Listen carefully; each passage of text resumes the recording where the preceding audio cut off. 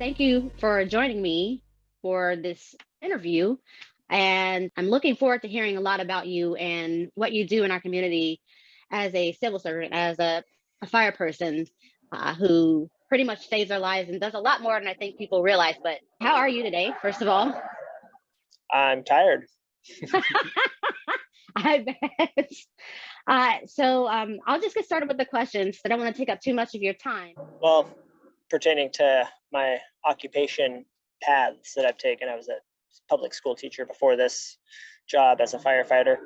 I'd say there was one key point in my life and two people that were impact people in my life, and it all evolved around the death of my brother when I was in middle school.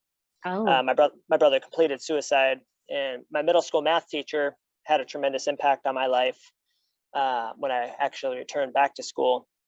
And on the night of my brother's death, there was a firefighter who grabbed hold of me and just allowed me to process and vent and wow. work through my emotions that night. It was just there to like provide a safe place for me, which left a tremendous impact on my life. Yeah, I mean, I had two people that were super impactful on my life after my brother passed away, and those two people inspired me to follow in their footsteps. And I was a public middle school math teacher for just over 5 years, and I've been in the fire service for about 7 years now, just giving back what was given to me. I believe that I'm a very hardworking and committed individual, and I operate with a strong moral sense and sense of integrity. And well, I mean, you have to be a middle school math teacher, I believe, and also a firefighter. Both of these jobs require a pretty strong commitment, being away from your family for 24 hours at a time, and also just being a public servant in general. I believe that our city has a strong devotion and commitment to its citizens, and I believe that commitment and devotion is what makes our city such a great place to work for, because we really are there for the people.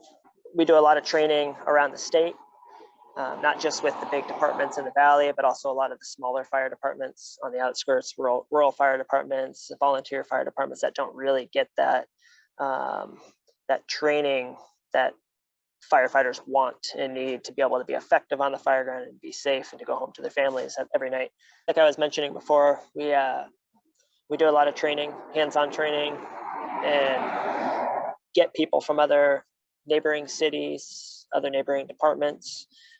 We actually draw other fire departments in from other states to do some of these bigger training conferences that we put on.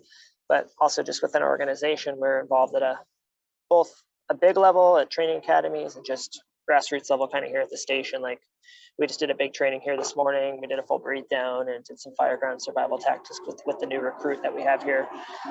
So really just getting hands-on and actually going through the motions and getting some sets and reps in, and just practicing and sharing our knowledge with one another.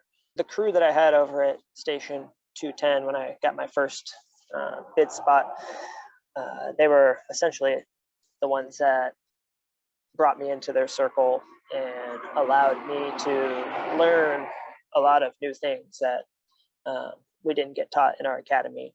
And they not only taught me, but they saw my potential as a teacher and allowed me to teach with them. So that was my captain and my engineer, who actually I'm working with today, is a captain, and then my firefighter over there. They were all very good mentors and leaders. You have to apply yourself first and foremost, and don't be discouraged if you're not successful the first time. Just keep trying and have if you're driven, you'll succeed, and just don't give up. I appreciate your time. I know you're busy, and I'm very thankful that there was no alarm or anything going off in the middle of this interaction. I hope you have a wonderful day. And again, I appreciate you. Thank you for the service that you provide to our community. Absolutely. Thank you.